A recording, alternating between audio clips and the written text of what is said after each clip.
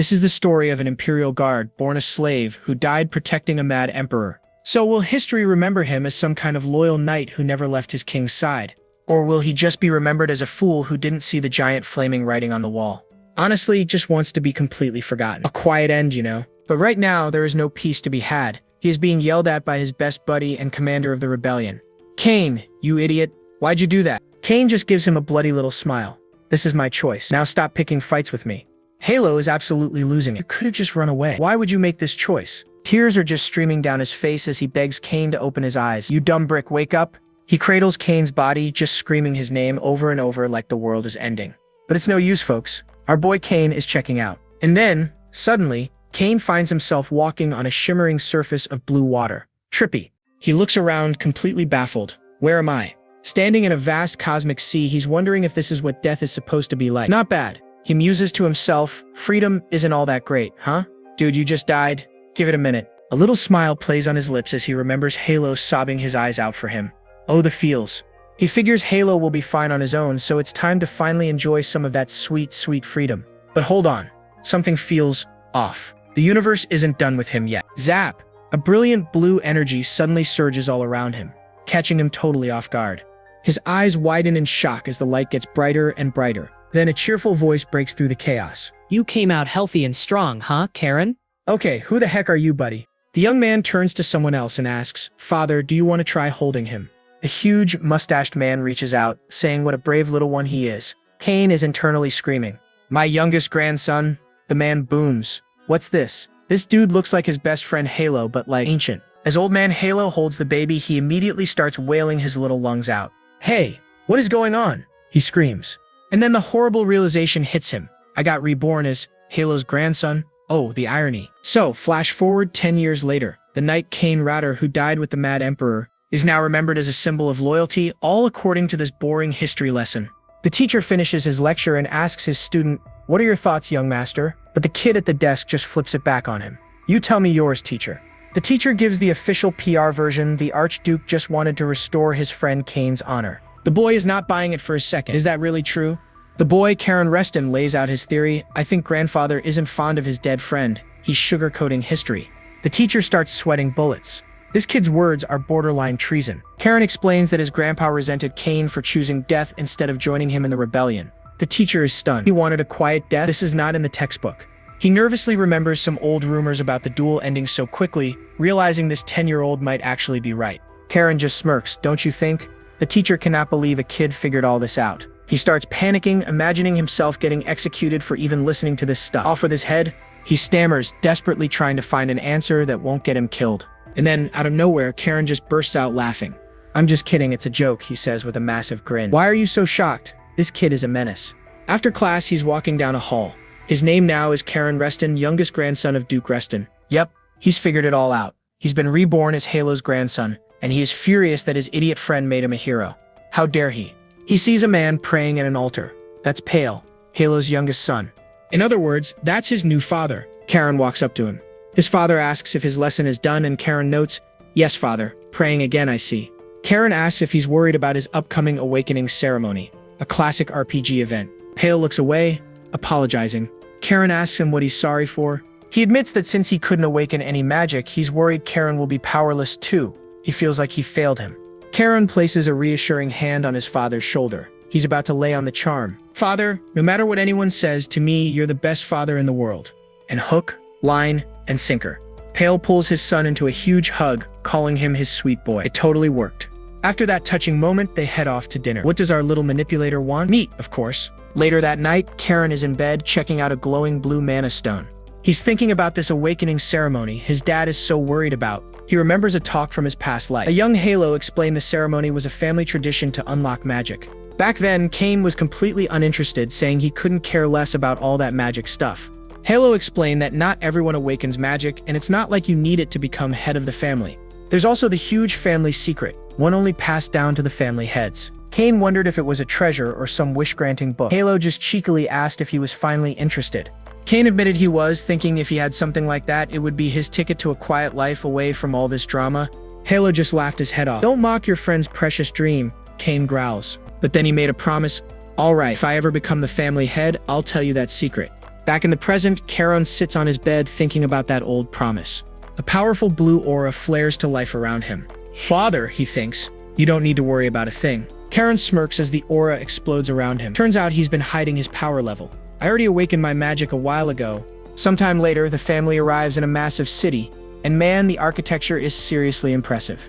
At a bustling train station, Karen's mother asks if he's impressed by the giant steam train. He plays it cool and says he is, since it's his first time ever being on one, which is technically true. She proudly explains that this very train exists because his father, Pale, sponsored the technology for it. Pale gets all flustered, laughing it off and saying his wife is telling Karen all sorts of things. His mother winks at him, letting him know that even though his dad is modest, it's actually a huge accomplishment.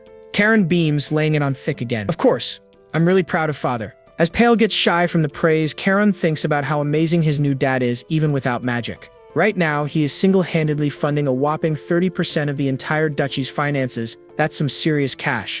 He reflects on having a gentle mother and a father who's completely devoted to his family. They really are the perfect parents, a far cry from being an orphan in his previous life. As night falls, their train winds its way through a dark, rugged mountain landscape. Spooky. Inside, Karen is just quietly watching the dark scenery pass by the window. Suddenly, his mother's voice snaps him out of it, making him turn in surprise. Through the window, a massive castle comes into view, totally dominating the horizon. And there it is, folks, the main estate of House Reston, the super intimidating Azure Sea Fortress. Karen's expression hardens. This is the place where he is. The man himself, Archduke Yahello Reston, the final boss of this family reunion, and his best buddy in his previous life. He still can't get over the fact that Yahello went ahead and made him this glorified hero. Meanwhile, Pale just stares at his son, wondering what the heck was going on in that kid's head. Just you wait, you old geezer, he mutters to himself. I'll become the biggest headache you've ever had. He's going to become the Reston family's most notorious mad dog. This is his villain origin story. As the train finally pulls into the fortress, his inner monologue finishes with a flourish. Brace yourself, Grandpa. Your adorable youngest grandson is on his way to see you. Alright, kicking things off with a mana-powered bullet train pulling into a ridiculously grand station. Our boy Karen and his dad Pale steps out to a full-blown welcoming committee. Knights, servants, the whole 9 yards.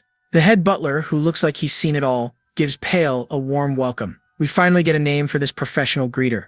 But Karen's not paying attention to that. His eyes are locked on some seriously elite-looking guards. The Knights of the Hayrang Order. These guys are not your local mall cops. He's already wondering if they can sense his mana. Yeah, he's awakened and he knows these knights are on a totally different level than the rent-a-cops back home. He figures it is only a matter of time before Grandpa Yahello hears about his new powers. Not that he cares, though. The head butler offers to show them to the main castle, and they head off. Once they get inside this massive fortress, Dad has to go see the elders, leaving Karen alone in a reception room the size of a football field. He is taking it all in, actually impressed by the Azure Sea Fortress. But a few minutes later, he is bored. Maybe he should have just asked to go to the library. Suddenly, he hears someone laugh out loud behind him. A voice mocks him for being a goody two-shoes. And we meet Leo, the cousin with the punchable face. Leo starts running his mouth, saying since Karen's dad is a manaless merchant, Karen's chances are slim. Basically, go play with your meme coins, loser. Oh, big mistake. Karen's entire demeanor shifts, and he stands up so fast it actually makes Leo flinch. Someone's buttons just got pushed.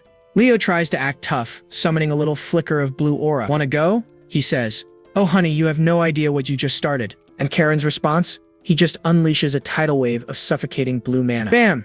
His eyes are glowing. It is full-on anime power-up time, folks. Leo is absolutely terrified. You can see his brain short-circuiting in real time. He is just stammering, completely broken. And Karen? He has got this wild psycho grin on his face. He is all like, when did I awaken? Oh, Dad does not know. Nobody knows. This kid is a menace. He then lays it out for his terrified cousin that they have a problem. This family only needs one delinquent, he says, and I am taking the job. So you can just back off now, bro. Leo's face is just a perfect meme of shock and terror. He cannot even process the level of audacity he is witnessing. Karen's smile gets even wider. Now, I guess it's time for a little beatdown, dear cousin. Meanwhile, in another part of the castle, the grown-ups are talking. One of them casually notes that Karen has in fact awakened his mana. The butler confirms it, saying the 3 knight captains with him basically snitched the moment they arrived. No secrets in this family. And here comes Uncle number 2, Raphael Reston. He is immediately suspicious, asking Pale if he was hiding his kid's power level. But poor Pale looks genuinely clueless. He insists he had no idea, which is probably true. Then we meet the eldest son, Tails, who tells Raphael to chill. He points out that since Pale himself has not awakened mana, it is not surprising he would not notice. Tails just scoffs and calls the whole thing pathetic, leaving Pale completely speechless. Family reunions in this house must be a blast. But before they can trade more insults, a servant bursts in, looking absolutely terrified and calling for the head butler. This kid looks like he just saw a ghost, sweating and pale. He finally manages to stammer something about the second young master, and everyone's attention snaps to him. Raphael is on his feet in an instant, his face twisting into pure fury. Forget 0 to 100, this guy went 0 to 1,000. We cut back to the reception room and yup. Leo is sprawled out on a couch, looking like he got hit by a truck. Karen is just standing there calmly as Raphael takes in the scene. Karen tries to give a polite little introduction, but he does not even get the words out before things escalate. Wham! Raphael grabs him by the shirt and lifts him off the ground, screaming about him being an ill-mannered mutt. Pale rushes in, yelling at his brother to stop. But Raphael is just demanding to know what Karen was thinking. The rage is real. But Karen simply says, "Cousin Leo insulted my father." He even grabs Raphael's hand and glares at him with total defiance. If someone insulted your father, would you have just stood by? Checkmate, you beautiful little monster. Raphael screams that he is spouting nonsense. Pale is trying to defuse the situation, but it is not going well. He then turns on Pale, blaming him for not raising his son right. Finally, the head butler steps in like a referee. Please stop, all of you. He's the only adult in the room, apparently. He announces that the Lord will handle this personally. Uh-oh, off to the principal's office you go. Raphael reluctantly backs off and Pale rushes over to Karen. Pale asks if he is okay, and Karen just quietly says he is fine. And so, the whole dysfunctional family unit heads off to see the patriarch. The moment they start walking, Karen's face turns cold and serious. He is thinking, it has been a while. Halo. Game on. They walk down this ridiculously long grand hallway. You know it is a boss room when the corridor is a mile long. Inside a dimly lit study, we see him. The man, the myth, the legend, with the glorious mustache. Halo Reston looks up as his chaotic family enters. The final boss has appeared. He immediately asks why they are causing a ruckus. Pale tries to explain, but Halo just cuts him right off. Halo's like, I was not talking to you, Pale. I want to hear from your son. This actually throws Karen for a loop. Grandpa is hearing him out before dropping the hammer. That is new. Karen sticks to his story, cousin Leo insulted my father. This immediately makes Raphael start shouting again. Seriously, dude, indoor voice. And Halo just explodes. Boom. He slams his fist on the desk, roaring at Raphael to shut up. How dare you raise your voice in front of me? He yells. Raphael immediately shrinks and apologizes. Halo decides to get the other side of the story and sends the butler to fetch Leo. Time to bring in the other witness. But before the butler can leave, Karen speaks up, saying that is not the only thing Halo wants to ask about. Oh, this kid. With his huge, cheerful smile, he drops the bomb. If you are asking about my mana, I awakened it 3 years ago. The entire room just freezes. Halo is totally intrigued now. Awakened alone 3 years ago? He asks why Karen never even told his own dad. Karen's excuse? He says he did not even know it was mana until he read a book about it later. Plausible deniability, I like it. Halo presses him, his gaze super sharp, and after that, he is not buying the whole story just yet. Karen just puts on his best innocent child act. I just wanted to keep it a secret because it was fun. Even the knights in the area had no clue. Halo just stares. That is really all? Yup. The boy is a master manipulator. Just then, the butler returns, announcing that Leo has arrived. Let the games begin. And Leo walks in looking like he went 10 rounds with a bear. Bandages everywhere. Karen, you did not hold back, did you? Halo gets right to it. Karen said you insulted his father. Is that true? Leo looks like he is about to have a panic attack. Before Leo can even speak, Karen starts his Oscar-winning performance, clutching his chest and crying. Sorry, Grandpa. I shouldn't have hit him even though he called my dad a greedy lowlife who only cares about money and an arrogant loser with no inheritance rights. Leo tries to defend himself, stammering that he did not say it exactly like that. But he knows that he has been completely outplayed. And hidden from everyone else, Karen turns to him and like he's saying, there's more where this came from, you wimp. Halo's voice cuts through the drama. Is what Karen said true, Leo? And Leo totally caves. Yes, it is true. He confesses, and you can see Raphael's soul leave his body in the background. Halo just leans back and rubs his temple. I see. He is thinking. This is either really good or really bad. His judgment? Since the big awakening ceremony is tomorrow, punishment for both kids is postponed, and with that, he dismisses them all. Go get some rest. Later that night, Halo asks his butler Heinrich for his opinion of Pale's son. And Heinrich is like, my lord, I believe there are quite a few things about that boy that should interest you. Halo agrees. Indeed. That boy is interesting. He is impressed that Karen awakened on his own and kept it a secret for 3 years. He even thinks Karen was subtly dissing him by questioning the quality of the knights he sent with Pale. The mind games are real. Heinrich thinks he is overthinking it, but Halo is not convinced. There is something different about him, he says. Heinrich points out that if Karen really is special, they will find out for sure tomorrow at the ceremony. The ultimate test. Yahello gets up, musing that just awakening mana is not the whole story. The real question is whether Karen can even complete the ceremony successfully. And if he does pass, Yahello wonders what kind of powers the boy will actually get from it. This is the real mystery. Looking out over his massive kingdom, he admits to himself, I am quite curious indeed. Join the club, old man. We all are. Meanwhile, somewhere in a dark, spooky forest, is an ancient-looking platform with a stone on it. Looks like a good spot for some ritual shenanigans. And then thump. The rune on the massive stone starts to glow. Very, very subtle foreshadowing. Alright folks, tonight is the night. The entire Reston clan is on a spooky midnight field trip to a clearing in the woods. Our boy Karen is right there with them, giving some serious side-eye to these creepy dudes in hoodies. Turns out they're the elders of the house. Even though they're retired, he can feel their immense power. These guys are basically retired raid bosses. They are no joke. He spots his uncle Tails with his daughter Ryan, and his other uncle Raphael with his super annoying son, Leo. Karen just smirks. He's loving all this drama. If the whole family showed up, this ceremony must be a pretty big deal. They all gather around this mysterious stone pedestal where a dark, rune-covered stone is just sitting there. And whoa, Karen's eyes go wide. He actually recognizes the thing.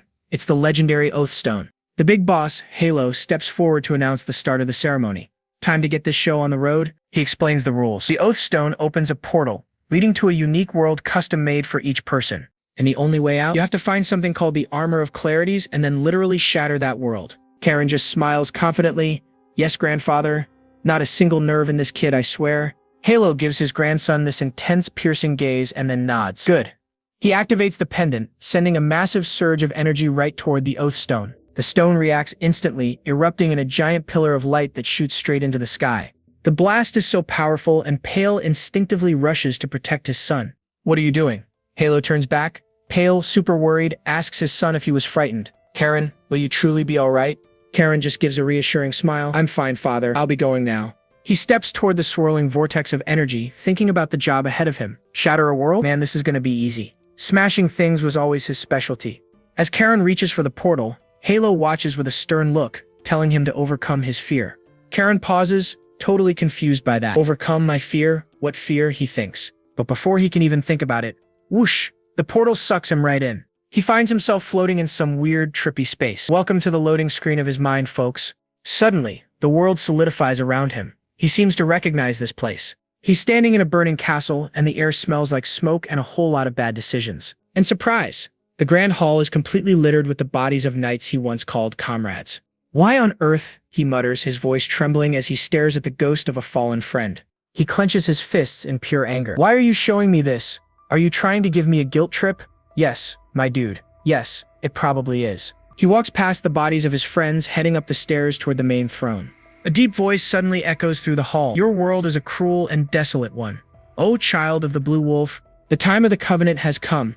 I shall fulfill the pact I made with your ancestor. Oh good, a pact. Those always end well. Karen looks around, totally startled by the voice. Hey, are you a demon? The voice just scoffs. The blood that flows in your veins is not something a mere demon can defile. Therefore, overcome your fear and ascend to the throne. What you desire is there. The doors swing open and he slowly enters the throne room. It's been a while, he thinks. He remembers the emperor who wanted to keep the throne so much that he made a deal with a demon to protect it. He can't believe he and his comrades all met their end for something so completely trivial. Cue the tragic backstory music. Feels like he's treading on their corpses. The voice speaks again, welcoming the child blessed by the northern sea, the heir of the Blue Clan. So many fancy titles. This is your armament, the voice announces. It's his old sword, the demon sword Ruin. The voice commands him to pour his magic into it, but Karen hesitates. What? That's a demon sword. It devours its user's soul. The voice reassures him that its demonic will has already been nerfed by his grandpa Yahello. What he sees is just an illusion. A ghost of his past self appears. Only you can awaken it, the voice says. Karen nervously wonders if it is okay to touch. He's trembling, completely terrified that he'll go back to being the mindless killer he once was. Suddenly, an image of his shirtless dad appears. Overcome your fear, Karen. Thanks, buff ghost dad. Then Karen smiles. Old man Yahello acting all kind and wise? Something is up. He is finally starting to get it. This ceremony isn't just to get a cool new weapon, it's for the heir to awaken the magic of clarity and overcome the source of their own fear. The final boss is yourself. In that case, he declares, reaching out and grabbing the hilt of the demon's sword like he is pulling Excalibur. His eyes flare with power as he lifts the blade. Here we go, folks. It's transformation time. A massive surge of energy explodes from him, and it's like he's plunged into a deep ocean. He feels an incredible power coursing through his veins. This is the magic of clarity. He looks up at the sword, which is also getting a complete makeover.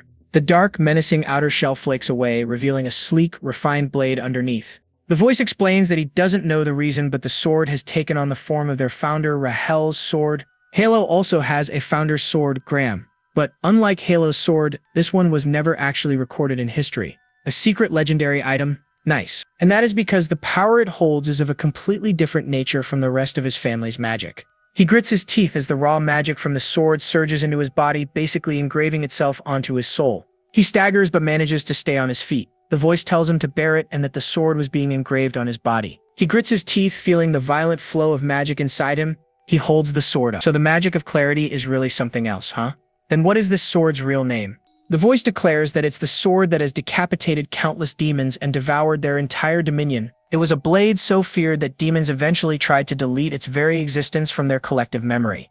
Born in the dark and pure depths of the Northern Sea, the decapitation sword, guillotine. Now that is a seriously metal name. Karen examines his new toy as he repeats its name, the decapitation sword, guillotine.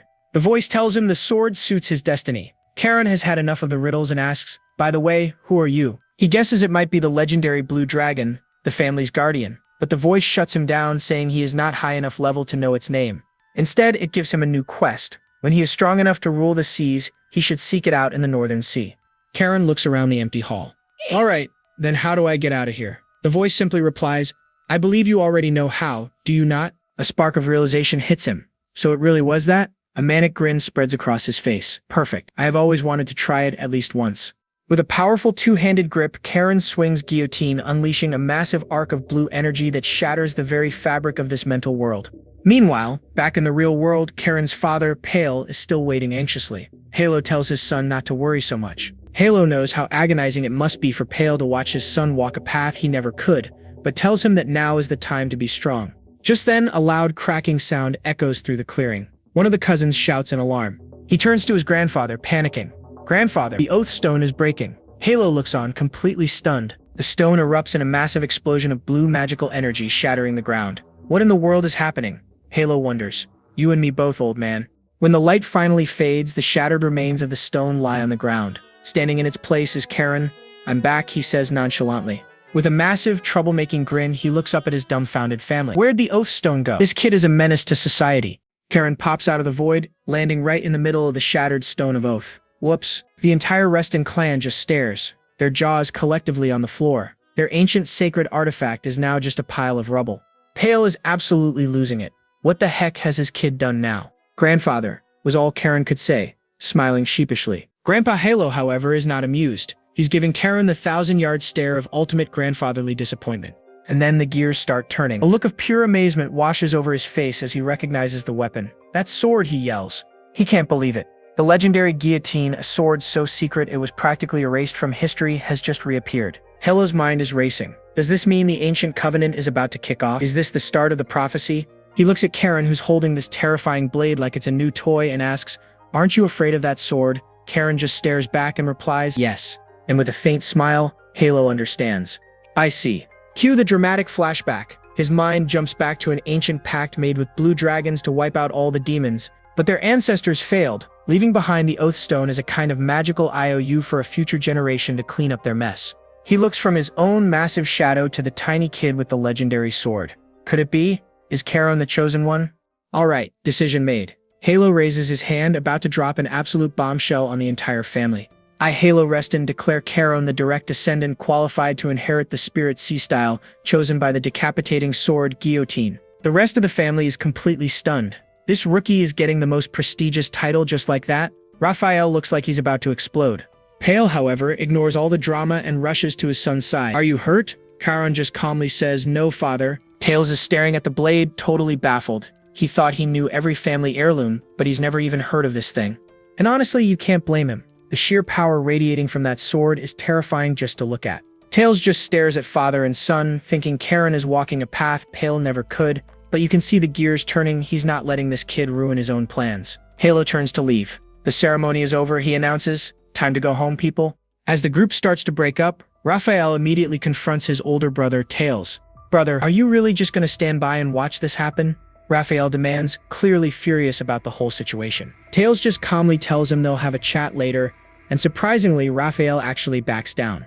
Raphael wonders if his ambitious brother is finally feeling the pressure. He asks, "By the way, did you know about that sword guillotine?" Tails quietly admits that he had no idea it even existed. Raphael is seething. He just can't wrap his head around why Pale's son, of all people, was the one chosen by destiny. Tails cuts him off, saying that it's not the time for them to be fighting each other. While his uncles plot a family civil war, Karen just walks off with his dad, a brand new path laid out before him. Sometime later, at a train station, Pale is seeing Karen off to his new life. "Of course, father," Karen says confidently. "Is there anywhere safer than the Azure Sea Fortress?" Pale agrees, but admits it's not the outside threats he's worried about. It's the snakes inside their own family. Before he can say more, Heinrich the butler interrupts, addressing Karen as the third young master. He informs them that Karen's new teacher for the guillotine will be none other than Lady Sabina. Karen is actually relieved. He remembers Sabina Reston, Halo's younger sister, a legendary warrior just as skilled as the Duke. Her nickname was the White Wolf, right? Now that sounds pretty cool. Pale warns him to be respectful since Sabina was always fond of him. Karen promises he'll do his best. Heinrich then chimes in with one last message from Grandpa Yahello. He says Yahello has prepared a home for Pale inside the fortress, so he can visit Karen whenever he wants. Oh, Pale actually tears up. "I see, father. Looks like the old man does have a heart." He thanks Heinrich, saying he can leave with less worry now. With a final farewell, Pale tells his son to take care. "If you need help, just call us, okay?" The train departs, and Karen is left to begin his new life. And so begins the training arc. Heinrich leads Karen and his escort up a massive stone staircase into the city. This place is seriously impressive. "Let's hurry. Lady Sabina is waiting," Heinrich says. Karen agrees, knowing you don't keep a white wolf waiting. But then Heinrich stops and offers a crucial piece of advice. Karen just smiles politely. "By all means, tell me." Lady Sabina dislikes being called grandmother, the butler warns, and it would be best to avoid great aunt as well. Karen thanks him, silently wondering what the big deal is. They arrive at the ancestral hall where Sabina is waiting for them. Heinrich gestures toward the hall. "Young Duke Leo is also here," he adds, just to stir the pot. A wicked grin spreads across Karen's face. Apparently, his little cousin specifically requested this teacher. "This is going to be fun." "Then let's go," Karen says, breaking into a full sprint towards the building. This kid has zero chill. Heinrich just watches him go, a small smile on his face. "It's going to be loud again after a long time," he murmurs. As Karen approaches the hall, he feels an immense wave of magical energy radiating from inside. A voice calls out from inside, "Why are you just standing there? Get in here." He pushes the door open and goes for a formal introduction. "I, Karen Reston, son of Pale, greet the White Wolf." But as he gets a look inside, his eyes go wide with absolute shock. A woman's voice asks, "Why the long face? Are you disappointed I'm not the old lady you expected?" Because sitting on the chair isn't some old woman. It's a stunningly beautiful and suspiciously young-looking blonde. She smirks at him. To think it's adorable little Pale's son. Time really does fly. Karen is just stunned. Did she use magic to rebuild her body? He realizes she must be an 8-star level mage. Sabina immediately cuts to the chase. She tells Karen to quit gawking and take a seat. And where does she point? Right next to his terrified cousin Leo, who flinches like he just saw a ghost. Karen leans in with this smug grin. He's like, "We'll be seeing each other often, won't we? Please take care of me, big bro." The sarcasm is just dripping off this kid. But Sabina interrupts, suddenly curious. She didn't expect a kid to know the title White Wolf. Karen pulls the classic "I'm a history buff" card. And you know what? Sabina totally buys it, saying he's just as interesting as her brother claimed. Oh, you know, our boy's ears perked up at that. He just has to know what Grandpa said about him. She flashes back to Halo's words. He told her Karen is a boy she'll find quite to her liking. Looking at him now, she's starting to see it. Yahello got all poetic, saying Karen is a ship lost at sea, and her job? To be his personal lighthouse.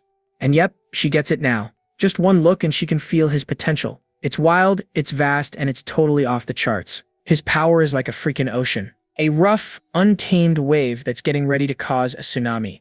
Sabina looks at Karen and poor useless Leo and smirks. Oh yeah, things are about to get real interesting. Alright, let's begin. She stands up, explaining that their sitting posture is basically the tutorial level for magic cultivation. And to show them what they're grinding for, she decides to flex her own power. "Observe," she says. Boom. The sheer force of her aura blasts the two boys. Leo gets sent flying, but our boy Karen holds his ground. And Karen instantly recognizes this power. Yep, that's the magic of clarity. Alright? He recognizes it from the ceremony. Sabina then drops some lore. Their family's Spirit Sea style is all about creating oceans of magic inside your own body. It's like a video game. The more oceans you control, the higher your level. 8 oceans gets you to an 8-star rank. Merge them all, you hit 9-star.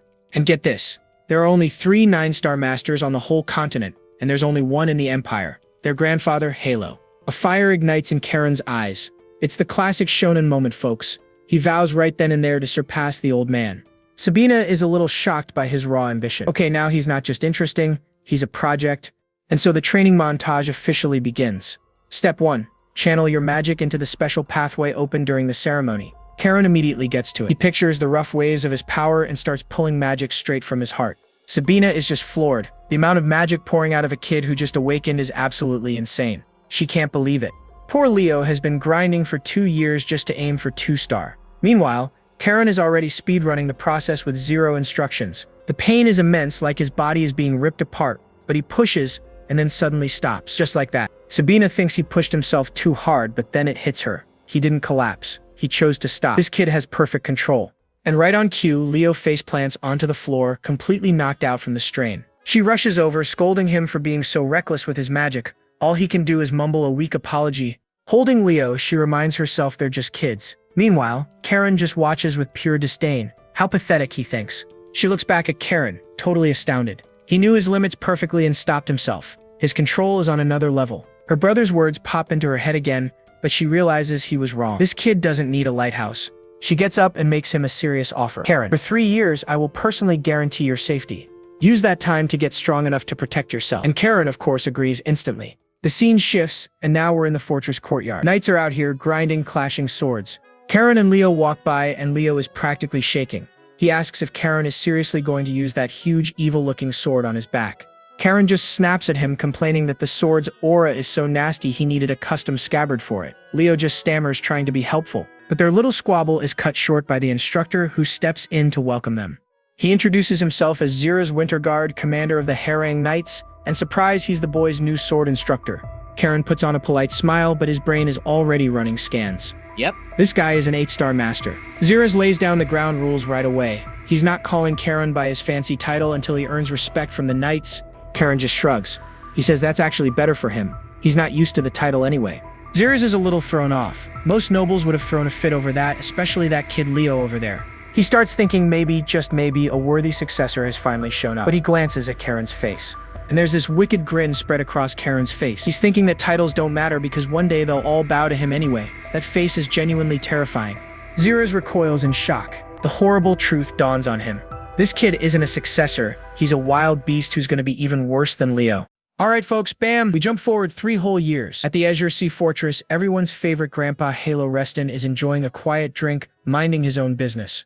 But that peace doesn't last long. His sister Sabina bursts in, compliments his taste, and then immediately calls him out for stealing her drink. She lays down the law, reminding him she's been stuck teaching his grandnephews for 3 years. So yeah, he owes her some expensive wine.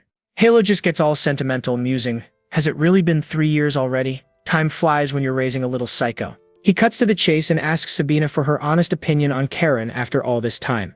And she does not hesitate for a second. Her blunt assessment? That kid's a monster. Yahello just laughs it off. But Sabina clarifies that calling him a genius would actually be an insult to whatever he is.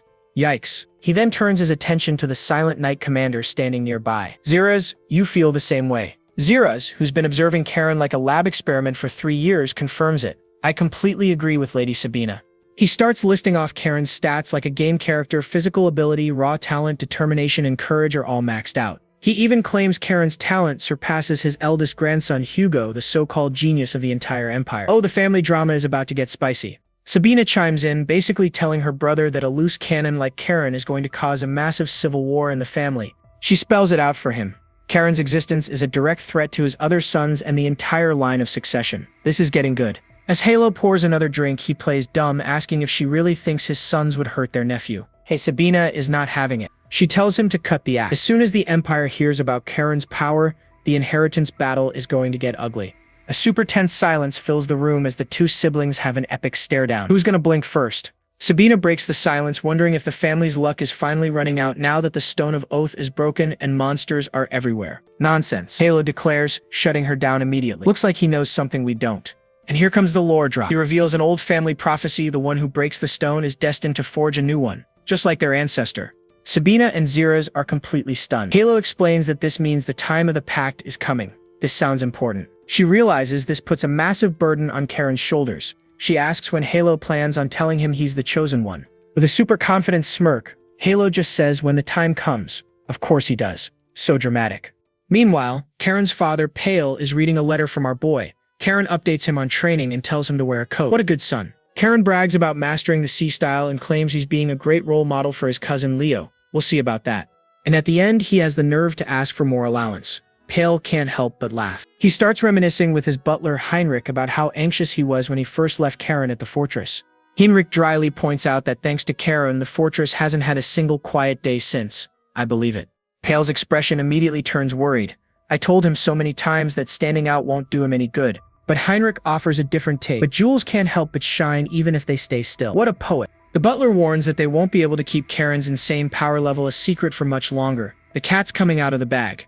Pale understands. This means Karen is about to get his first official mission as a member of the Blue Wolves. What really worries Pale, though, is how his two older, power-hungry brothers are going to react to all this. Heinrich offers a single piece of good news to calm him down. Lady Sabina cares deeply for Karen. Pale visibly relaxes, a small smile appearing on his face. Right, Auntie's there too.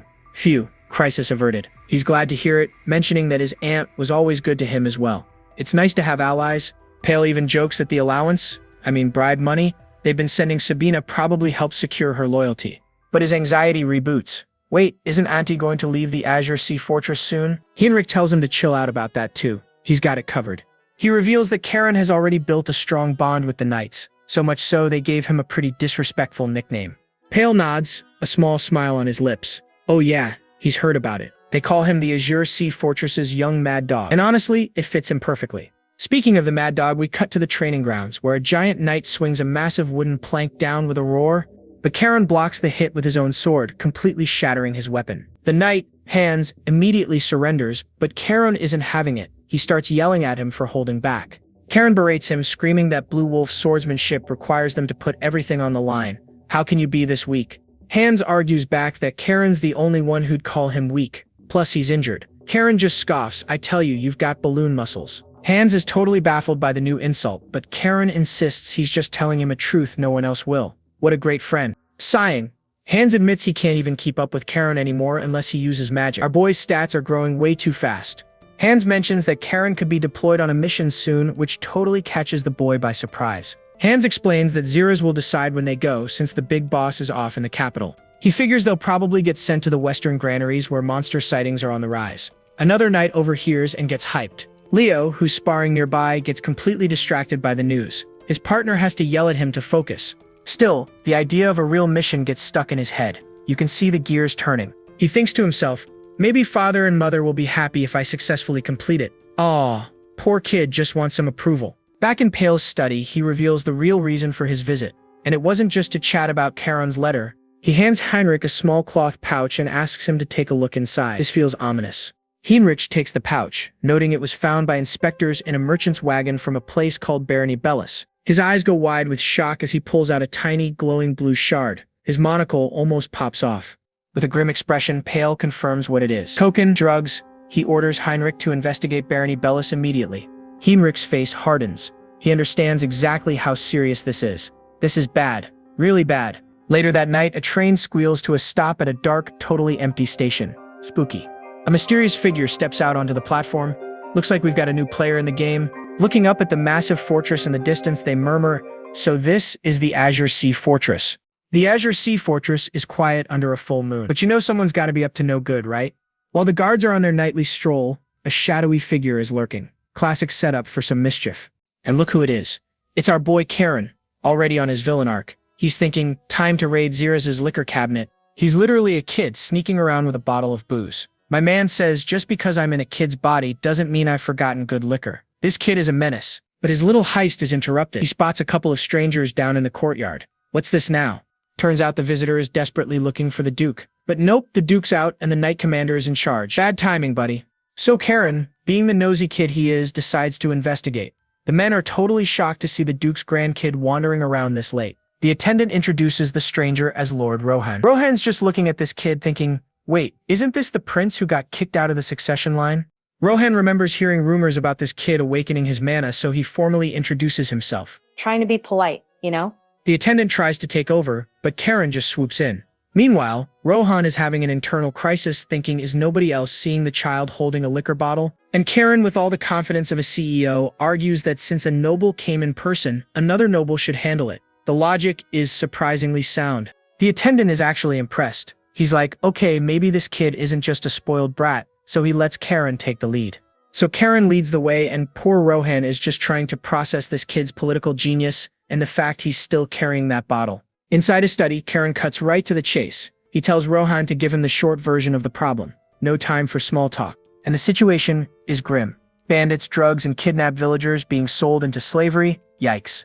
Rohan explains his dad tried to fight back with their small army, but they got wrecked. Now his father is bedridden. That's rough. Rohan is feeling super guilty about the whole thing, and what does Karen do? He slides the stolen liquor over to him. What a guy. But Karen's face goes ice cold. His eyes start glowing as he says these guys deserve to be ripped apart and killed. Okay, psycho mode activated. Then he snaps out of it and gets back to business. He asks a pretty good question. How are a bunch of random bandits beating regular soldiers? Rohan isn't sure, but he suspects they're actually deserters from the war down south. That would explain a lot. Karen connects the dots instantly. The main army is busy with a war, so of course the northern border is wide open for trouble. Then he winks and offers the booze again. You look like you could use a drink. This kid is something else. As he pours a glass, he explains that since Rohan's lands border his father's, this is technically his problem too. Smooth. He even offers to go handle it himself. Rohan takes the drink, thankful but still super weirded out by this whole situation. Then Karen casually drops a bomb. By the way, I stole this from Lord Zira, so let's keep this a secret. And Rohan does a perfect spit take. Bam! And speak of the devil, the door bursts open. It's a very angry Xeris. I thought we talked about you touching my liquor. Poor Rohan is apologizing like his life depends on it, but Xeris just waves it off. He tells him it's not his fault. Xeris then gets serious, confirming he knows about his problem with the bandits. Yep, that's why Rohan's here. He's requesting for backup from the Blue Wolf Knights. While they're talking, Xeris just snatches the glass right out of Karen's hand. You're too young for this. Karen's cry of my drink is just priceless. Xeris apologizes to Rohan for the family drama, and Rohan is just like, it's fine. Totally not fine, my friend. Anyway, Xeris assures him they'll help out, and in the background, Karen is just smirking like he planned this whole thing. He confirms that troops are already getting ready to go, which is a huge relief for Rohan. But then Karen pipes up, Xeris, I'll go. And Xeris shuts that down immediately. Absolutely not. Rohan is completely stunned. He can't believe this kid who looks about 12 was serious about going to fight bandits. Xeris admits Karen is strong, hitting a 4-star mana level in just 3 years, but he says training and real combat are two very different things. Karen argues that coddling him won't help, but Xeris is firm, saying he'd rather send him on a mission where they actually know the risks. Xeris puts his foot down, refusing to let him face an unknown enemy. But Karen just looks at him and says, really? Oh, he's got a plan. A smug little smile spreads across Karen's face. What if I make you an offer you can't refuse? He's pulling out the big guns. Cut to the train station. A terrified-looking Leo is muttering, why me? Turns out Karen's brilliant plan was to drag his cousin Leo along. He's trying to hype him up, but Leo looks like he's about to cry. Xeris is watching from the sidelines, looking annoyed. He knows he's been played. Karen's trump card was getting Lady Sabina involved. Sabina, on the other hand, just thinks it's cute. She remembers being this excited for her own first mission. She points out that Leo must be confident in his training since he actually agreed to go. Or, he was forced.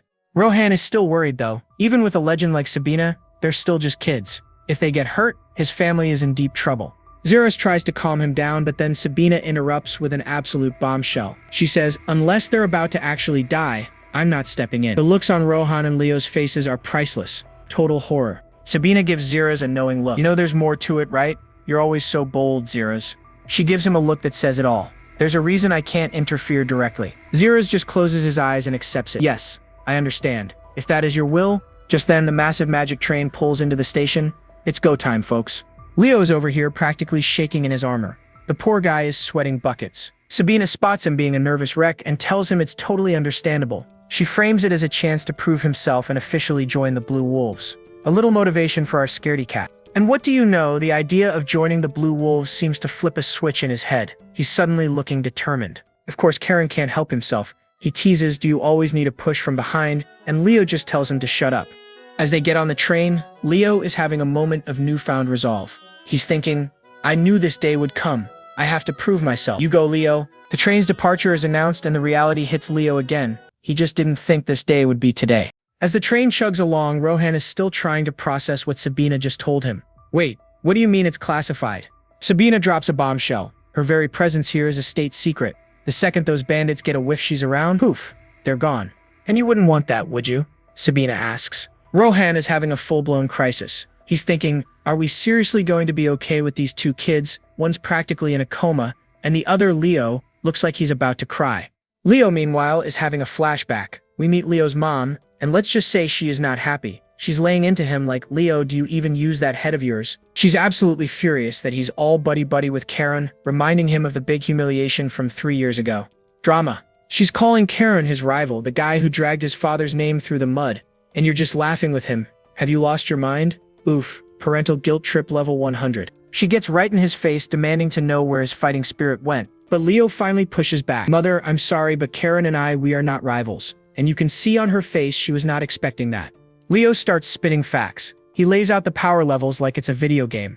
Karen hit 4-star at 13. The genius Hugo only hit 3-star at 14. And Leo, he just scraped by to 3-star at 15. He looks her dead in the eye and declares, Karen can be my goal, but he can never be my rival. Now that's some shonen protagonist energy right there. His mom just waves it off, calling it an inferiority complex. But Leo shouts back that it's not. With pure passion in his eyes, he explains that Karen is the very reason he's grinding so hard to get stronger. Karen is his ultimate motivation. And with that, his mom just sighs, totally defeated. Leo, you only see the trees, not the forest. The flashback fades, leaving Leo standing there in a heavy silence. You just know that conversation is still weighing on him. And we're back on the train. Sabina snaps her fingers right in Leo's face, trying to wake him up from his emo flashback. She asks if he's nervous, reassuring him that it's totally normal for a first mission. How nice of her. But then her whole vibe shifts. She gets super serious and asks him the million-dollar question. So tell me, can you actually cut a man down? His cousin Karen is the type to sell him out to save his own skin, so she's not worried about him. Hey, that's too much, Karen mutters, finally waking up from his nap. She completely ignores Karen and gives Leo a big hug, telling him not to doubt himself. I know you've worked harder than anyone these past 3 years. And then she drops the mic with a confident smirk. Besides, wasn't it I who trained you? Oh, so she's his master, the plot thickens. Leo's whole face lights up with renewed determination. He looks up and calls her, yes, master, and you can tell she loves the sound of that. Just then, an announcement says they'll be at the Baron's place in 20 minutes. Time for our new master and disciple to get their orders. Rohan sees Sabina heading for the window and is like, where are you going? She explains she has to make her move now to avoid causing a scene at the station. Rohan is panicking because, the train is moving. But Sabina just casually tells them she's just Lady Sabina now. Karen's smirk says it all. He's loving his master's chaos. With a casual I'll be watching from nearby, Sabina just yeets herself out the window of a speeding train. What a legend. Rohan and Leo absolutely lose their minds, screaming in pure shock as she vanishes into the snow. Their faces are priceless. And Karen? Oh, he's just grinning from ear to ear. He is living for this drama. Poor Rohan is left wondering, why is everyone from House Reston a complete maniac? A very valid question, my friend. Alright, they finally arrive and meet Baron Bellis, who is coughing his lungs out in bed. Guy does not look good. The Baron apologizes for being sick and greets the young wolves of House Reston without getting up. Can't blame him. He says he's past the worst of it and even remembers meeting Karen and his dad like a decade ago. He compliments Karen on how much he's grown, but Karen's just like, nah man, drop the formalities. This kid has no filter. Rohan suggests a compromise, young Master Karen, and our boy is totally cool with it. Easy. The Baron correctly guesses Karen is a 4th-star mage. Karen confirms it, then casually throws his cousin under the bus, saying Leo is only a 3rd star. Leo's face is pure rage. The Baron just chuckles, saying the main family must really trust them. But then he admits he's a little worried about sending 2 promising young guys on such a dangerous mission. Karen steps up. All business. He declares that failure is not an option, because it would bring shame to the Blue Wolves. He then elbows a totally zoned-out Leo, who quickly stammers, yes, we will definitely succeed. Smooth, Leo. Real smooth. The Baron laughs, but it sends him into another coughing fit. Rohan rushes to his father's side. Seeing the Baron needs to chill, Karen says they'll get going. The Baron officially entrusts the mission to them. Rohan tells them a guide is all set up, and Karen chirps, okay, like he's going on a field trip. And so they head out, trekking through a massive, snowy mountain range. The adventure begins. As their guide leads them on, Leo quietly pulls Karen aside for a little chat. He's already getting suspicious. He asks that herb gatherer guy, can we actually trust him? Leo points out the guide could easily be working with the bandits. And Karen just smirks, oh, so you're finally using your head, bro? Savage. He flat out confirms it. The guide is almost certainly a bandit, and Leo's jaw just hits the floor. Karen reveals he figured it all out after a quick chat with Rohan back at the station. This kid is always one step ahead. We get another quick flashback showing Karen asking Rohan how they plan to even find the bandits' hideout. Rohan's plan was brilliant. Use the traitors inside his own territory. A plan Karen called excellent. Back in the present, Leo is pretty ticked off. "Why didn't you tell me?" he asks. Karen just shrugs it off. "Because you've been a nervous wreck all day." "Fair point, Karen. Fair point." He breaks down Rohan's cunning plan, knowingly give them a traitor as a guide to use as bait. It's a classic move. It also shows just how desperate Rohan is. They're the bait, posing as rich, noble kids who'll fetch a huge ransom. Then, with a confident look, Karen says, "Looks like they're about to take the bait. Get ready, folks." And right on cue, they're surrounded. Their guide, Sven, is standing there with a whole crew of angry-looking bandits. The bandit leader tosses Sven a bag of coins. "Good work, Sven. I even paid you extra since they're nobles." One of the goons smirks, doubting our boys will go down without a fight. "You have no idea, buddy." And just like that, Karen's friendly kid act disappears. A predatory grin spreads across his face as he cracks his knuckles. "You worthless vermin!" His eyes start glowing with a terrifying rage as he reveals his real reason for being here. "How dare you spread drugs in my father's fief?" Oh, it just got personal. Alright, let's cut over to the fief of Baron Bellis. And spoiler alert, the dude is not having a good time. His son, Rohan, rushes in with a cup of water, probably thinking, "Dad, your cough is getting seriously dramatic." After a moment of tense silence, Rohan asks the question we're all thinking, are those two kids really going to be alright? But the Baron has a galaxy brain take on this. He says sending just two boys proves how ridiculously confident the Azure Sea Fortress is. He starts getting flashbacks saying that Karen Kid reminds him of a young Duke Yahello. Not just in looks, but in that whole, "I'm chill but I could end your" vibe. And with that classic old man wisdom, he confidently declares that they can bet all their chips on these two teenagers. What could possibly go wrong? And we cut back to the mountains. We go from a peaceful Bob Ross painting to a Quentin Tarantino movie real quick. Because Karen just went full psycho mode. He's a whirlwind of blue lightning, slicing up bandits with a smirk that says, "I enjoy this a little too much." Our boy Leo is just standing there, completely useless with his jaw on the floor, watching Karen tear through these guys like they're made of paper. The trader guide, bleeding out in the snow next to his bag of cash, uses his last breath to call Karen a monster. Yeah, no kidding, dude. And Leo can't help but agree. This kid isn't a knight. He is without a doubt an absolute monster. One of the last bandits standing is screaming at his boss. These guys are built different. "We need to retreat like yesterday." But the captain is all ego. He roars that he's not losing to some milk-sniffing brat and charges him like a total moron. He powers up, glowing with a red aura, and brings his giant axe down for what should be a world-ending swing. But Karen stops it cold. With one hand, the level of disrespect is just off the charts, folks. His eyes are glowing, he looks totally bored, and just mutters one word. Noisy, coldest line of the year right there. And then zing! Karen's sword splits the captain's head clean in two. Game over, my friend. Leo is just frozen, looking down at his own sword like he forgot he even had it. "Yeah, you drew that on pure instinct, buddy. A little late, though." Meanwhile, Karen just casually flicks the blood off his blade. "Oh, now my hands are dirty. This guy is way too cool for school." Leo is absolutely rattled. It wasn't just Karen's skill, it was the overwhelming, terrifying aura coming off his sword, guillotine. He literally felt like the sword could jump out and slice his throat at any second. Seeing this, the last bandit immediately hits the surrender button. And just like that, Karen's psycho mode switches off. He cheerfully asks the guy for his name. The bandit stammers, "My name is Urha." Then Karen gets this wicked grin. He asks Urha if he's got a rope and tells him to bring it over. A few moments later, Leo is completely baffled, because now he and Karen are the ones with their hands tied. Leo's like, "What is this plan? Tying them up is one thing, but we're letting this random bandit carry our legendary swords?" But Karen, our resident evil genius, explains the master plan. To be convincing bait, they have to look totally helpless. Can't be walking around with swords, that's just bad acting. Time to grind for some intel. Karen calls out, "Hey Urha, you guys are deserters, aren't you?" Just puts him on blast right there. Aura spills the beans immediately. Yep, they're from the Keys Kingdom's army. Karen presses him for more, asking how many of them there are. So Urha says there are 130 of them total. Oh, and they also have a mage with 2 knight bodyguards. This just got a lot more interesting. Inside his head, Urha is having a full-blown panic attack. He just realized he messed with nobles from House Reston, the legendary monster family of the Empire. Oops.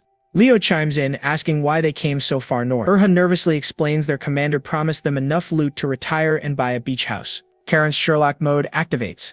The story is full of holes. An infantry commander with a mage? And if it's money they're after, why are they here when this fief is dirt poor? Something is seriously fishy here. Right on cue, Urha announces they've arrived. Karen figures, well, guess I'll get my answers the fun way.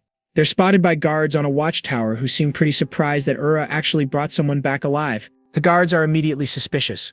Why are you alone, and why are you carrying the prisoner's weapons? You didn't get your butt kicked again, did you? But Urha's a quick thinker. He claims all the glory for himself, saying his buddies are off chasing the rest of the party. Total lie, of course. He impatiently tells them to just open the gate already, and the guards, being lazy, just shrug and do it. As they walk into this sad-looking wooden fort, other bandits start making fun of Urha. He just tells them to shut up. And Karen is just thinking to himself, man, for a bandit, this Urha guy is a total pushover. I almost feel bad for him. But then, bam! Karen senses a super creepy and powerful energy coming from inside the fort. The vibe just went from 0 to 100. He can feel his sword guillotine literally humming in response. He's wondering, could it be what he thinks it is? Leo feels the creepy vibes too, but before he can even ask about it, they see the source of the problem. And it is not a pretty sight, my friends. We've got a dead body impaled on a post in front of a grotesque crow-like statue. Yep, these guys are making ritual sacrifices. Karen knows exactly what this is. He's seen this kind of messed up stuff before.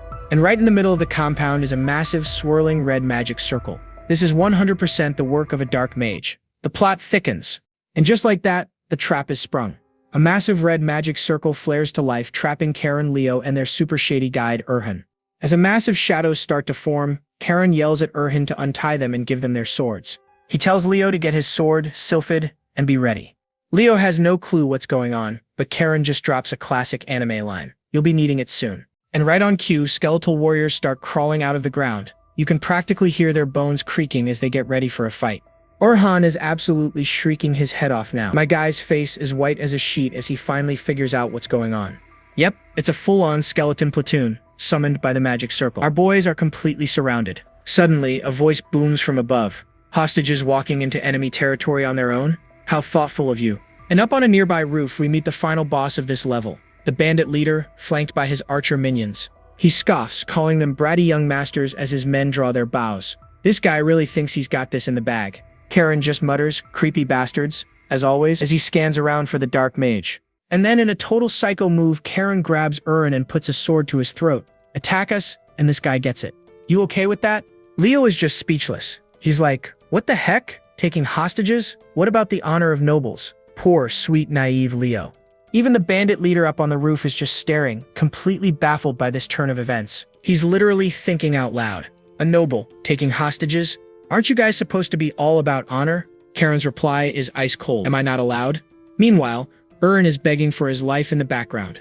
The leader just smirks, calling his bluff. You're amusing, kid, but you made one mistake. A hostage without value is worthless. That guy is completely useless. Do whatever you want with him. Ouch, that's gotta sting. Karen clicks his tongue. So you're utterly worthless, huh, Urhan? The guide can only stammer out an apology. You almost feel bad for him. Almost. So with the hostage plan being a total bust, Leo nervously asks Karen if he has a plan B. Of course, Karen says with this ridiculously confident smirk. You just know he's been waiting for this. He whips out his sword and gets ready. We need to take down their leader. And then, whoosh! A brilliant blue light flares up in Karen's eye. It's go time, folks. The bandit leader sees this and his face just drops. Blue magic? No way. With a huge grin, Karen tells Leo to handle the small fry. Leo is just like, what do you mean? Come on, Leo. Give us something for once. Blue energy absolutely erupts around Karen. I'll take down their leader myself. And he launches himself into the air like a human cannonball, flying straight for the roof. All poor Leo can do is scream his cousin's name as he watches Karen charge headfirst into a dozen archers. The moment Karen is airborne, the entire skeleton army aggroes onto Leo. Talk about a thankless job. Leo grits his teeth, probably thinking, just what is that lunatic Karen thinking? His inner monologue is basically, how am I supposed to handle all these skeletons by myself? Good question, buddy. Up on the balcony, the bandit leader is screaming at his men to open fire on the incoming Karen missile. Too late, Karen thinks with a smirk. He's already right on top of them. He unleashes his signature move. Blue Wolf Sword, third formation wave. A massive arc of blue energy just rips through the archers. Total chaos. The bandit leader can only curse his bad luck. He definitely skipped the boss guide for this encounter. Karen lands gracefully amidst the carnage and complains, what a nuisance. Dude, you are the nuisance. The leader tries to fight back, but it's too late. Karen's attack already sliced his arm clean off. Oof. He collapses to his knees, screaming in agony. Karen just casually looks down on him. If you were going to attack, you should have done it sooner. The bleeding leader wonders why Azure Sea Fortress is sending troops to this puny territory. Karen explains his family's estate is literally next door. Don't worry, Karen adds with a creepy little smile. I plan to take you back to the Azure Sea Fortress alive. Yeah, I'm sure that's a comfort.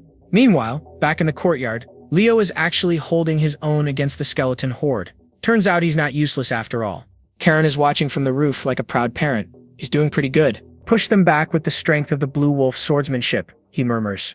Then he turns back to the leader, his expression going ice cold. You really think you can get out of here safely? What's your name? The leader grits his teeth. Michael Knox. And just like that, a random bandit gets a name. You know he's important now, folks. Without another word, Karen just plunges his glowing sword right through Knox's leg. Yikes. Knox is just screaming his lungs out. His face is a perfect mask of pure agony. And Karen, with a completely deranged grin, holds up the hilt of his sword. Order your men to drop their weapons. Knox yells for his men to stand down. Karen just smirks. You're good at following orders. I like that. Knox can't believe 2 kids took him down, but he's still got one ace up his sleeve.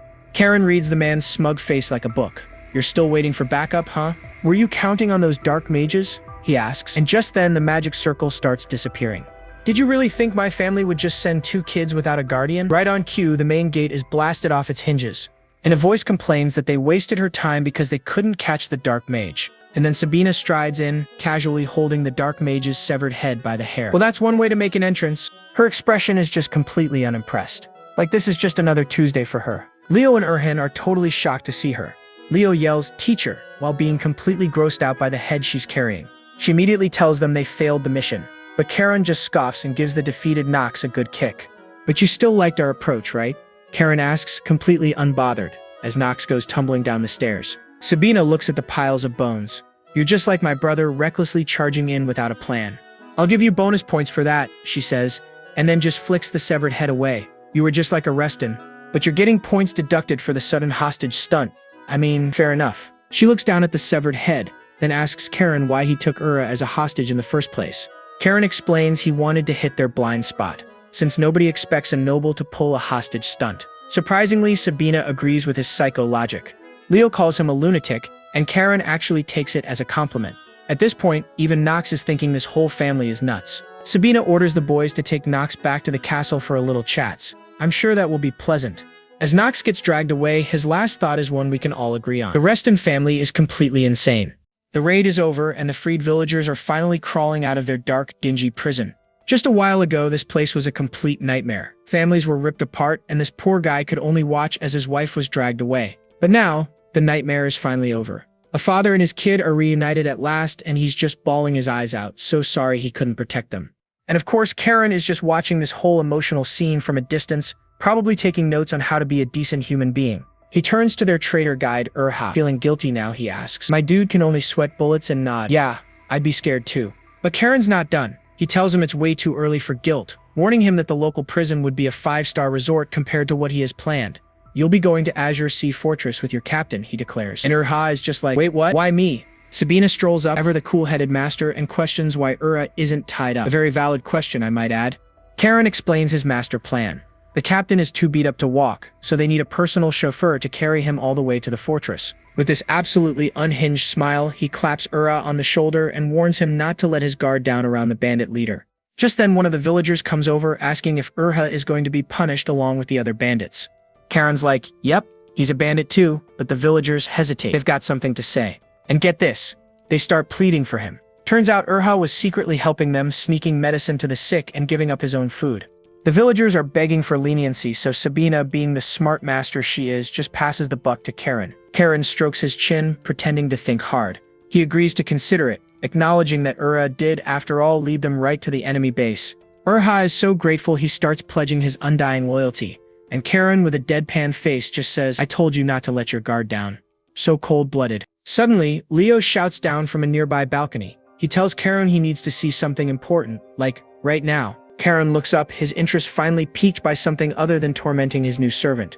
Inside a dark storeroom, Leo gestures for Karen to come check out his awesome discovery. As Karen peers inside, a bright blue light just explodes from the barrel. Whoa! His eyes go wide. He is completely and utterly astonished by what he sees. It's a massive raw mana stone just pulsating with pure energy. We've hit the jackpot, folks. Outside, the villagers are having a full-on party, celebrating their freedom as the bandits get hauled away. Later that night, Leo, who clearly has the attention span of a goldfish, is already asking if the young baron is going to treat them to a feast. But Karen isn't even listening. His brain is going a million miles a minute, processing the implications of finding a mana stone. He knew it. There was no way a huge bandit group would set up camp in a backwater town like this without a much bigger prize. The existence of a mana stone mine could be an incredible source of profit, and just like that, a wicked, greedy smile spreads across his face. His eyes are even glowing red. Psycho mode activated. Again. Leo just watches his cousin's evil transformation, probably wondering what kind of capitalist scheme he's cooking up this time.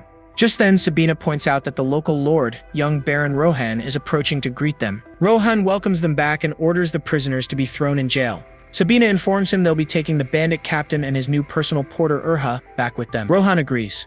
When Rohan tries to talk business with Sabina, she just blows him off. "I'm just a guardian here, you can talk to my disciples," she says. Rohan invites them all to a banquet, but Karan cuts him right off. "We need to return immediately. Can we speak now?" Flustered, Rohan gets straight to the point, the mission fee. He admits his fief can't afford to pay and asks to defer, and Karen's face lights up with that familiar, terrifying expression. Karen begins his little act, casually wondering aloud why bandits would even bother with such a place. He calls the barony of Bellis a hick town, a backwater with no special products. Rohan is just gritting his teeth, trying not to punch this kid. Then Karen reveals the bandit's true motive, presenting the glowing mana stone to a completely shocked Rohan. He asks if Rohan knew about the mana stones. The poor Baron stammers that he had no idea a mine even existed in his territory. With the hook perfectly set, Karen moves in for the kill. "And so, I would like to make a proposal. Let's start a joint mine development project with Azure Sea Fortress. The condition? Azure Sea provides all the initial money and security. Rohan just thinks Karen is some arrogant little brat, but then it hits him. Having a powerhouse like House Reston invested in his land is a huge political win. It's basically a free protection racket." Rohan is floored. This kid calculated his reaction perfectly. Where did he even learn to negotiate like this? Karen adds that if the project goes through, they might even station the Harang Knights there, solving Bellis's money and defense problems in one shot. Completely won over, Rohan gets down to business, asking what kind of profit-sharing Karen has in mind. Karen expertly deflects, smiling innocently. "You should discuss that with my father. It's a bit much for a child like me." So now the little cretin remembers he has parents. Rohan agrees, promising to discuss it with his own father. They part ways, vowing to be in touch soon. As they leave, even Sabina can't help but crack a small, impressed smile. Her little monster is growing up. Later, as they travel under the full moon, Karen finally gets to ask his master a question that's been bugging him. He asks why she said things would get complicated back at the bandit's stronghold. Sabina holds up a sack, a wiggling sack. It was because of the man inside. Leo assumes she means the black mage she captured. She corrects him. This man is no simple dark mage. She reveals his identity, Ted Delic, a six-circled dark mage and a Class 2 wanted criminal. Karen is stunned. She scolds them both. While they were busy with the small fry, they missed the real threat, a high-level criminal operating right under their noses. She tells them true strength comes from fighting strong opponents. Had they defeated the black mage first, the minions would have been irrelevant. Because they failed to identify and eliminate the leader, the mission can only be called a failure. Karen solemnly accepts the lesson. Leo, feeling totally ignored, just hangs his head in the corner. Poor guy. He snaps to attention, ready for his own lecture. To his surprise, Sabina actually praises him. She says he did better than expected, especially since it was his first time fighting the undead. She tells him to have more confidence, and he agrees, a new spark of determination in his eyes. Meanwhile, back at the Azure Sea Fortress, the Duke is just returning. He's greeted by Heinrich and immediately asks if there are any special reports. All business, this guy. Heinrich informs him that Karen and Leo have successfully completed their mission and are on their way back with Lady Sabina. Their conversation is interrupted by a frantic messenger running towards them like his life depends on it. He breathlessly announces the arrival of a letter from the Imperial Palace. The Duke is confused. He recalls that the Emperor said nothing important before he left the capital. But as he reads the contents, his eyes fly open in utter shock. Get this, my friends. The Emperor himself is inviting Karen to the capital. What? Unaware of the summons that awaits him, Karen sits quietly on the train, probably thinking about the next chaotic thing he can do next. A sleek, mana-powered train zips through the snowy night, pulling right into the station. Choo-choo, folks, we have arrived. On the platform, we see Urha carrying the bandit leader over his shoulder. He's looking up at the absolutely massive Azure Sea Fortress. The guy is stunned by its size, but his buddy is more worried. He's like, "Hey, you're not seriously believing what that brat said, are you?" He's trying to get Urha on his side, whispering they need to watch for a security slip-up if they want to make it out alive. Good luck with that, my man. But suddenly, bam, Urha punches him in the face. "Shut up," he yells, as if he'd listened to someone who called him useless while he was being held hostage. Well, that's one way to handle it. A voice cuts in, calling Karen noisy as ever, and look who it is. It's his dad. Pale greets his Aunt Sabina, who remarks that since he's been summoned here, he must have heard what happened. It's because of all the trouble Karen stirred up. Classic Karen. Leo gives a deep, respectful bow to his Uncle Pale, greeting him warmly. What a good kid. Pale just smiles and tells Leo he's heard all about the great work he did in the barony. The praise is flowing, folks. He adds that their brother probably heard too and will be pleased. Poor Leo looks totally overwhelmed, just stammering in agreement. Pale suggests they all head up and get some rest after their long trip. Seems reasonable. As they walk, Sabina gets down to business, asking Pale if he knows anything about the Empire's shaky political situation. Pale explains that the big shot houses are all buddying up, led by the Salmon Dukedom and Diaz Marquise. Alliances are forming. Sabina adds that their brother had planned to meet with them, but he cancelled everything after a bad chat with the Emperor.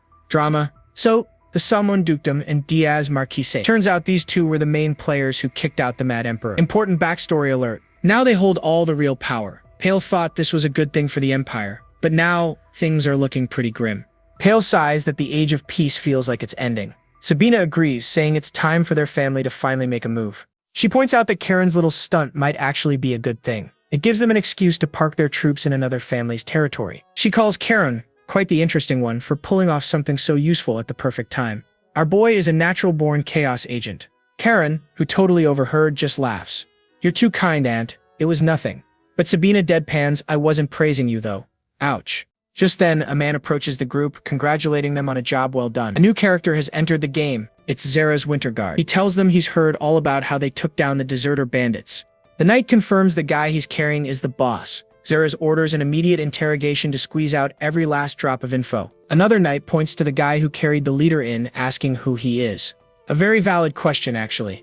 Karen casually reveals, oh, that guy? He's a bandit too. The man completely freezes, crying out in terror, betrayed by the psycho kid. But then Karen tells them to go easy on him, because he's thinking of keeping the guy as a personal servant. Zera's just says, I got it. Karen tries to dip out, but Zera stops him dead in his tracks. Your mission isn't finished yet.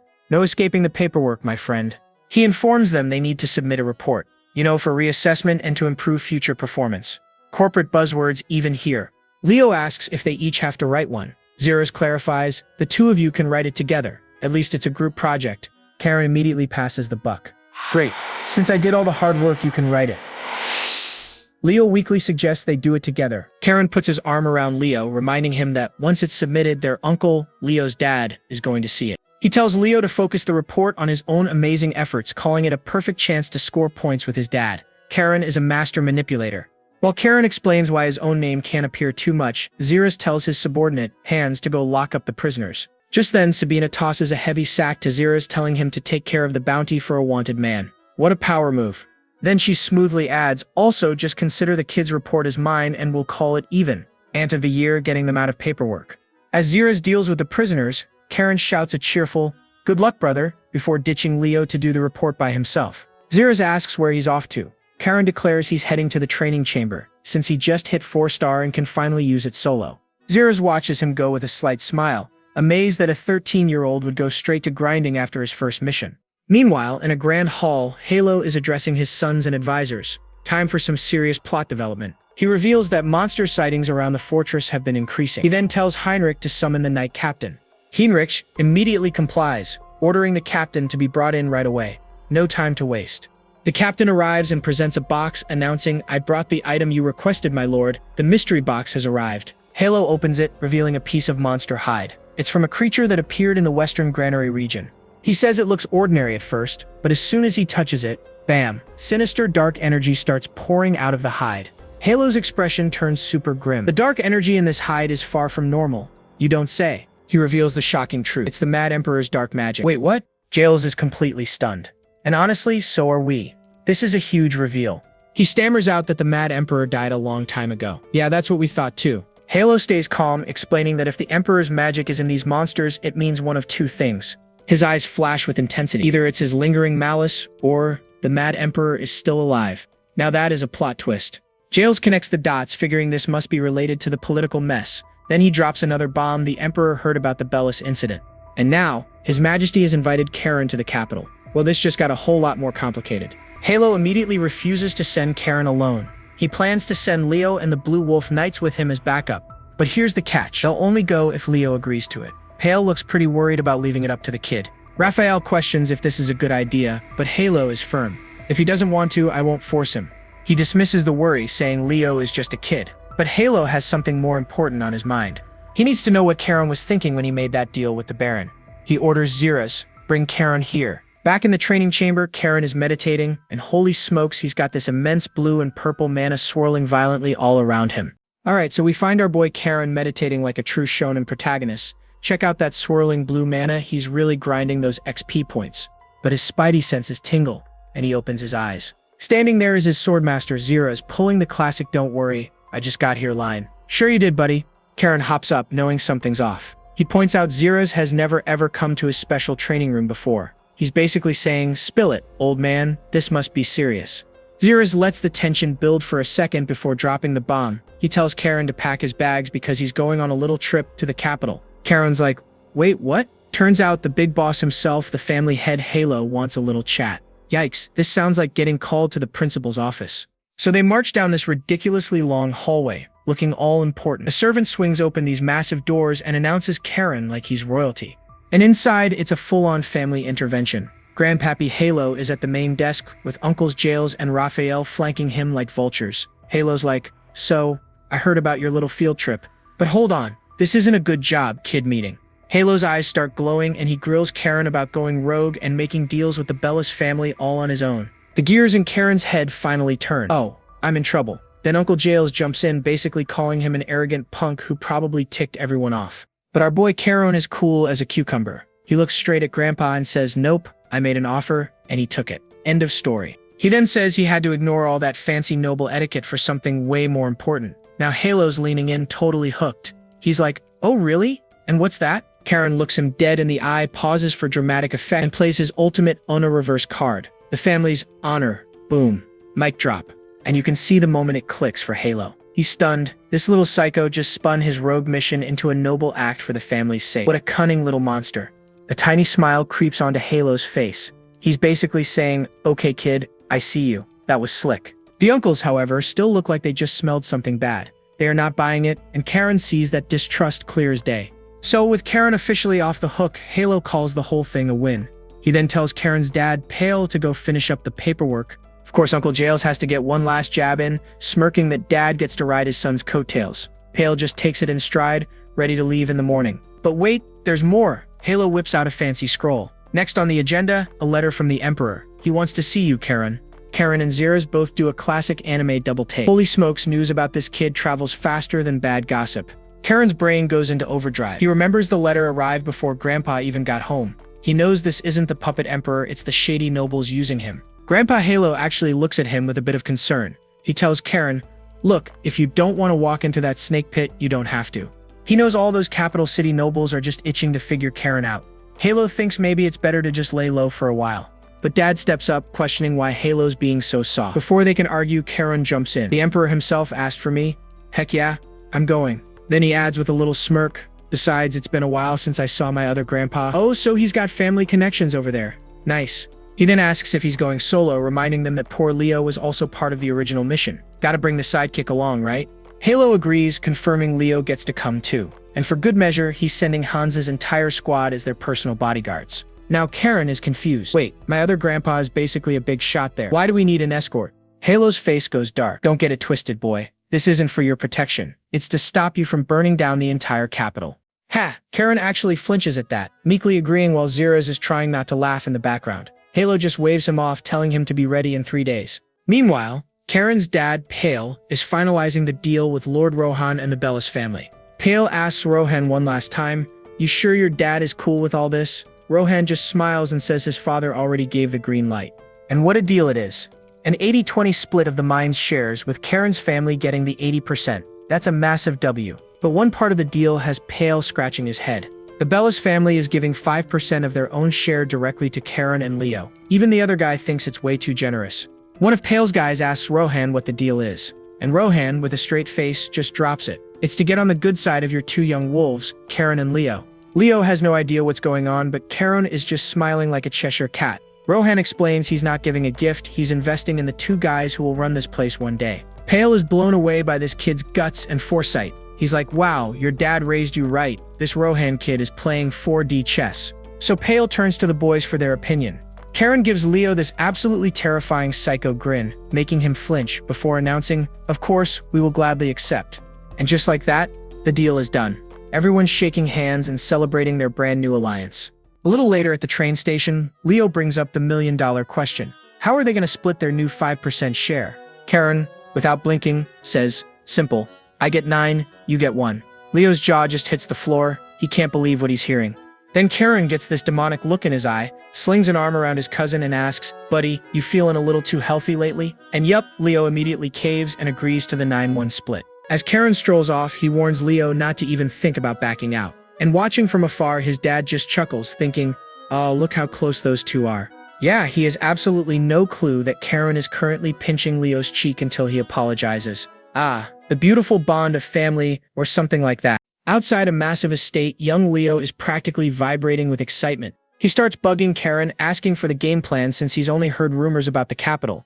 Leo's like, "Dude, we're meeting the Emperor," but Karen just sits there completely unimpressed and reading a document. Our boy Leo is already daydreaming about the capital's social scene and all the beautiful women. Priorities, my friend, priorities. Suddenly, a voice cuts in, praising the capital as a hotbed for powerful warriors. And who is it? Their master, Sabina, just casually perched on the furniture like a cat. With a bottle in hand, she tells them this little field trip is going to be a very good experience for them. She hops down, demanding wine glasses for their first mission. Karen immediately points out, they're in a 13-year-old's room. Sabina just shrugs, says any cup will do, and immediately snags a water glass. A true problem solver. She decides she'll let Karen's constant wine stealing slide for now, and then asks Leo if he's ever had wine. Leo admits Karen gave him some. Sabina cracks up while Karen just jokes that it's better to get in trouble together. A true partner in crime. She pours a drink for Leo, telling him to take it. Hey, when your master offers you a drink, you take it. Sabina notes how much they've grown, and Karen, ever the smooth talker, gives her all the credit for their training. And then bam, the mood shifts. She reminds Karen that the 3 years of protection she promised his older brother are officially over. She says it's a shame she won't be around to watch them cause absolute chaos in the capital. You know she's secretly delighted. Leo immediately panics, asking if she's leaving for good. His little heart is breaking right before our eyes. She just teases him, asking how he plans to talk to any ladies if he gets this emotional over a simple goodbye. Then she leans in and gives Leo a critical piece of advice. If he goes to a party, don't go with Karen. She tells him to just imagine it. With Karen's looks, talent, and smooth-talking skills, he's basically a walking cheat code. And just like that, Leo's mind shows him a vision of Karen stealing all the attention, leaving him totally in the dust. The horror. The realization hits him like a truck. He turns to his cousin with the look of pure betrayal. Leo grabs him, begging, "Please don't block my path to romance." Karen just snaps back, calling him a simple-minded fool. I mean, he's not wrong. Sabina finally cuts in, telling them both to shut up and drink. Leo happily agrees, and the chaos settles down for the night. Later, in a seriously lavish office, a man named Yahello Reston is enjoying a drink all by himself. There's a knock at the door. It's his son, Pale. Yahello gives him the okay to come in. Pale walks in and Yahello gets straight to the point, confirming their negotiations with Barony Bellis went well. Pale explains the young Baron Rohan was so impressed he literally handed over company shares to Karen and Leo. He called it an investment in the future. Yahello notes that the Baron raised a pretty sharp kid. Yahello decides that gaining a strong ally is a good outcome for the family. No kidding. Pops. He then officially puts Pale in charge of everything related to their new friends at Bellis. He offers his son the drink and Pale gratefully accepts. A little father-son bonding time. But Pale knows something is up. His dad never gives out praise this easily. He figures this is really about Karen's trip to the capital. And he's right. Yahello points out that the Emperor has never personally summoned anyone from their family except him. He calls the trip highly unusual, and you can see the gears turning in Pale's head. He knew it. Yahello reveals a little secret. Even now, he can see pure fear in the Emperor's eyes whenever they meet. It's the terror that Yahello might just depose him, just like he did to the last guy. This makes him think someone else is pulling the strings. Pale asks if he thinks it's political, and Yahello confirms it 100%. Considering the current political climate, Pale points out that his father easily could have just refused the Emperor's request. Yahello calmly agrees that yeah, he could have, but he didn't. This man is playing a whole different game. When Pale asks why, Yahello pauses for dramatic effect. Come on, spill it. His real motive? He's curious to see how big Karen's vessel is. He wants to test his potential. He explains that since Karen was chosen by the founder's sword guillotine, he's destined to be at the center of everything and face endless danger. And that's why he accepted. If Karen is going to carry the family's future, he needs to be tough enough to handle the pressure. Yahello then hits his son with a simple question, "Are you worried?" Pale takes a moment and chugs down his drink. You can feel the weight of the question. He looks up, his expression completely firm and without a single shred of doubt. "I believe in my son," Pale declares with total conviction. What a Chad dad. Yahello just stares at him for a long moment before a small smile appears on his face. "A fine answer," he says, clearly pleased with his son's response. The next morning, Sabina is on her horse, ready to ride out. Zeros is there to see her off. He asks if she's not even going to say a proper goodbye to the boys, but she says it's fine. She mentions she had a great time sharing their wine last night, and Zeros realizes she drank his wine. You can feel his irritation. She just brushes it off, saying the boys will be busy, so it's better to just leave quietly. A classic Irish goodbye. She says her farewell, and Zeros promises to stock up on more wine for her next visit. He's a good sport. As she starts to ride off, she glances up at one of the mansion's windows. And look who it is. Karen is there, watching her go. They share a silent, knowing look. A perfect student-master moment.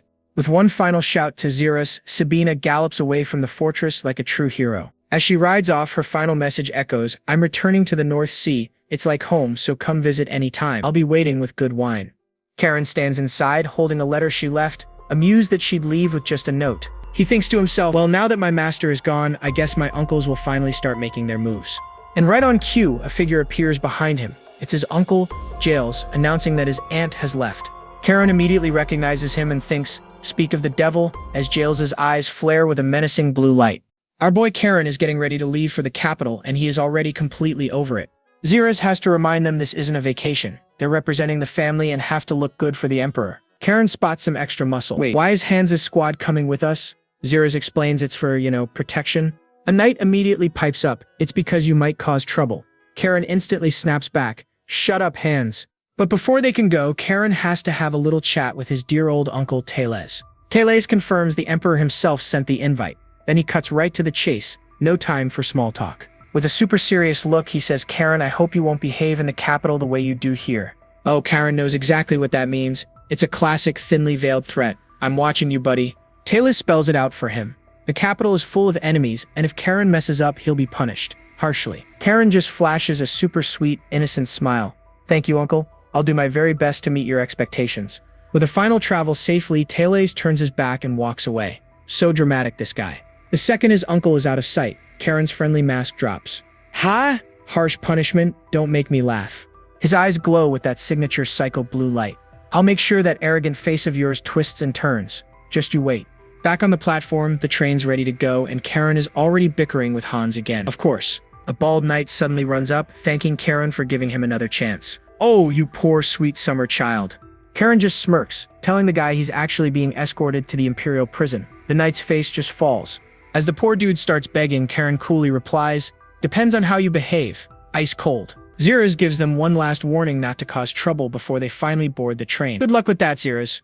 But suddenly, a voice calls out his name. It's his father, Pale, running to catch him before he leaves.